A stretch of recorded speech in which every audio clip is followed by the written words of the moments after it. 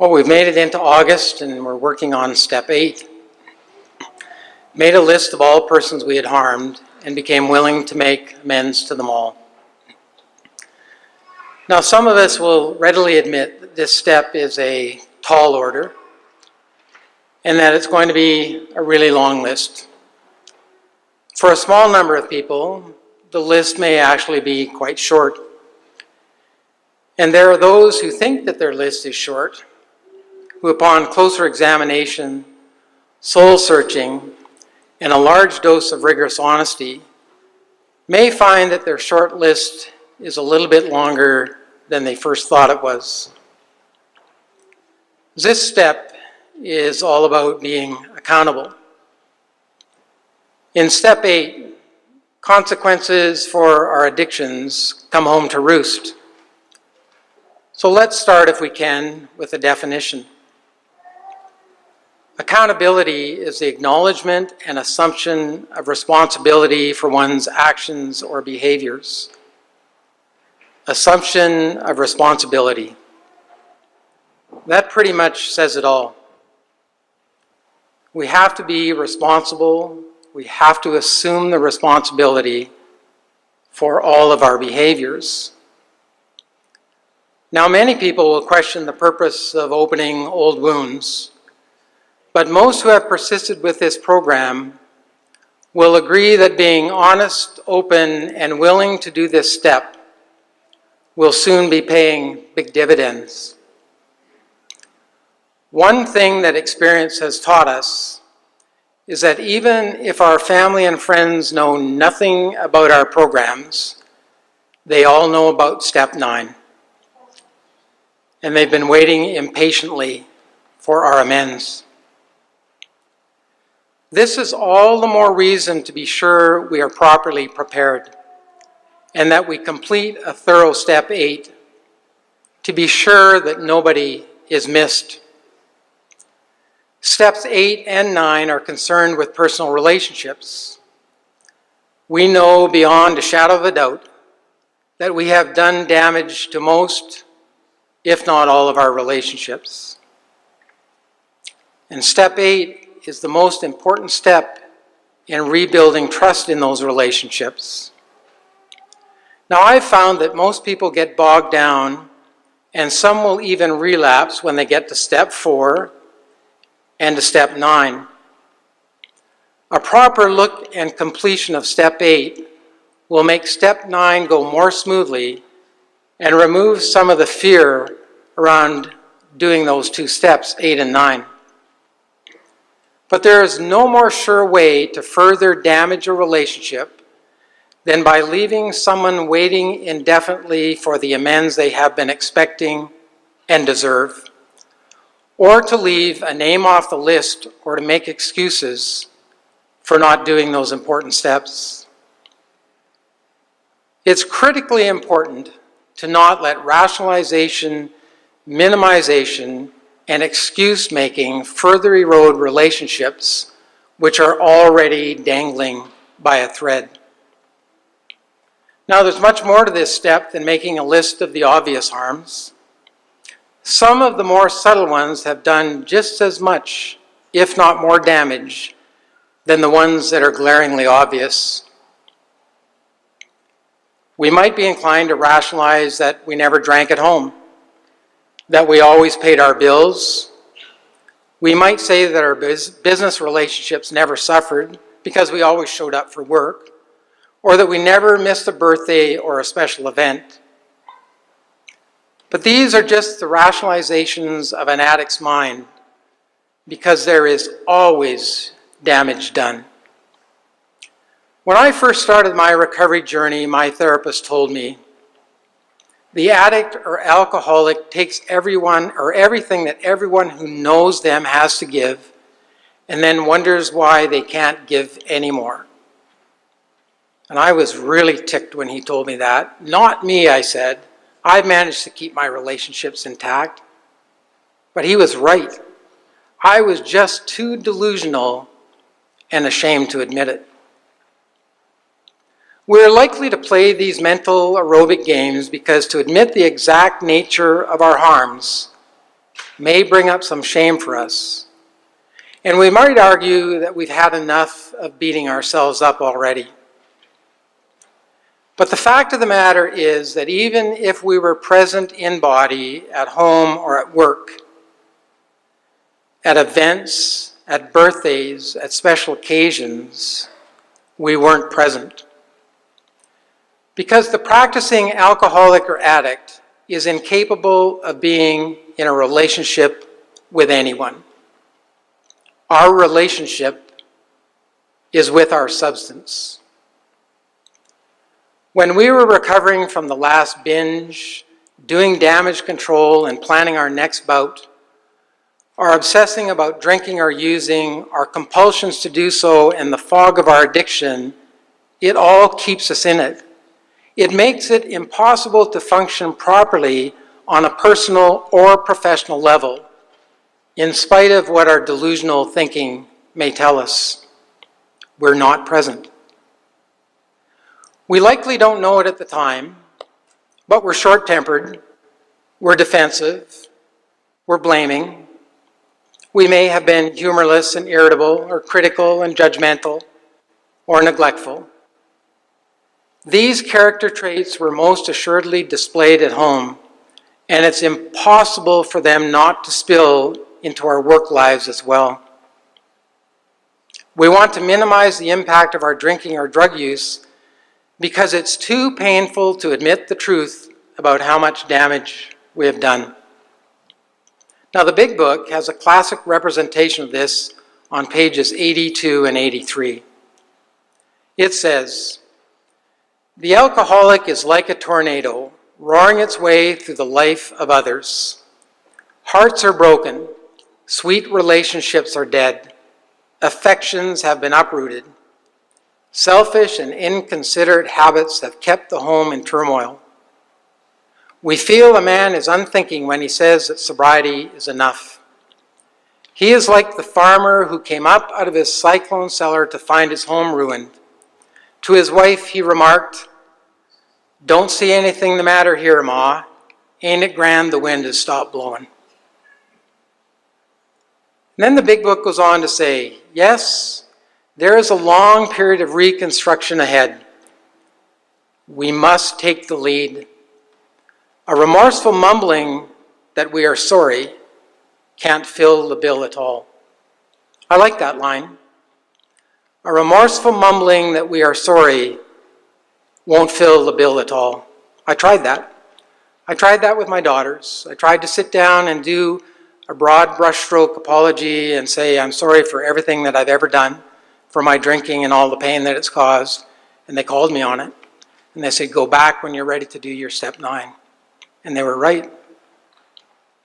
When in recovery, we need to accept responsibility for our actions, even though we are powerless over our addiction. Being powerless cannot be an excuse, nor does it let us off the hook. Some of us have tried to fool ourselves into thinking that we could escape the consequences of our old behaviors, but they will always catch up with us. Throughout the Bible, God has made accountability an essential element of healthy living. And our scripture tonight is from Paul's letter to the Galatians. Paul made it clear to the Galatians that in Christ we are truly free. This letter to the Galatian believers challenges us to hold on to our freedom. Like us, our freedom in sobriety. Our sobriety is our freedom. Being controlled by drugs and alcohol is a form of slavery that we know all too well. In Galatians chapter 6, verses 7 to 10, we are reminded what that slavery looked like and the consequences of our addictions are. And then we are told how much better that it can be. Paul wrote in verse 7, "Don't be misled. You cannot mock the justice of God. You will always harvest what you plant. We reap what we sow. It may take some time to finish harvesting the negative consequences of our past. But making a list of all those we have harmed is a step towards planting new seeds. In verse 8, Paul writes, "Those who live only to satisfy their own sinful nature will harvest decay and death from that sinful nature." And we all know this part too well. We saw the decay in our lives, and if we didn't stop, we were surely headed towards death. Paul continues, "But those who live to please the Spirit will harvest everlasting life from the Spirit." And that's the good news. If we change what we are planting, things get better, much better. A good crop will begin to grow, and promises will come true. In verse 9, Paul writes, "So let's not get tired of doing what is good. At just the right time, we will reap a harvest of blessing if we don't give up." This verse encourages us to stay the course, to keep working our program so that we see the results. And in verse 10, "Therefore, whenever we have the opportunity, we should do good to everyone, especially to those in the family of faith." This verse advises us to do good to everyone whenever we have the opportunity, and we always have the opportunity. This sounds a lot like Step 12 work, like being a sponsor, like doing any type of service work in our programs. Well, a few weeks back, I talked about honesty coming in dribs and drabs, little bits at a time. And this is often difficult for non-alcoholics and non-addicts to understand. Now, one of the reasons for this is that it's simply temporary memory loss, and it happens to everyone. But another reason, and probably the biggest reason, is that our recall is blocked by shame. Now, we have to know that accountability and honesty are counterparts in working steps 8 and 9. It's not always easy to simply sit down and write a complete list of all the people you may have harmed. You first need to be able to be 100% honest with yourself and to think about exactly what a harm might look like to the other person. Oh, Margaritaville, that's the title of my talk tonight. You might be wondering what that's all about. Kind of an odd topic maybe, but we'll get to it. It's usually quite easy to accept responsibility for a DUI, not coming home from a party, spending the rent or mortgage money on alcohol or drugs, ending up in jail, getting in fights or crashing the car. They're all kind of in-your-face types of events. But you might need some help recalling the specifics of the harder ones to remember. And you can usually get that help by working with your sponsor or a trusted friend in the program. They will, through their own experience, help you dig deep for the subtle ones which are easy to forget. For example, it's not quite as easy to admit that you missed your son's or daughter's birthday party because you got drunk at a golf tournament, or because you stayed for one too many at the pub after work, or that you forgot your anniversary and stopped at the 7-Eleven looking for flowers or a card. Or the number of times your wife, your husband, your girlfriend, your boyfriend, or your kids sat up worried if you would be coming home, or if you did, who would be coming through the door. I had a client who talked about his 5 o'clock dad, his 8 o'clock dad, and his 10 o'clock dad. It's terrible, the things we put our loved ones through. And we have to dig deep when we're thinking about that in our step 8. So we have to work on being rigorously honest in our program and being rigorously accountable in our step 8. Accountability, like honesty, has no elasticity to it. You either are or you aren't. For all of you out there who are family or friends of alcoholics or addicts, This process takes a while. We all know that you want your amends and you deserve them.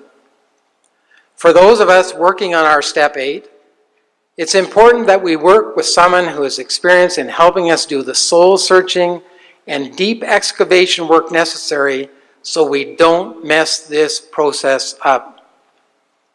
A botched Step 9 is usually the result of poor groundwork.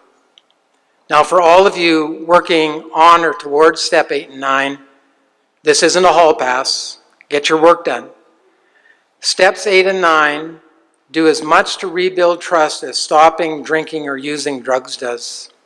If you are inclined to falter on this step, go back to your Step 7 and see which of your character defects you are clinging the tightest to.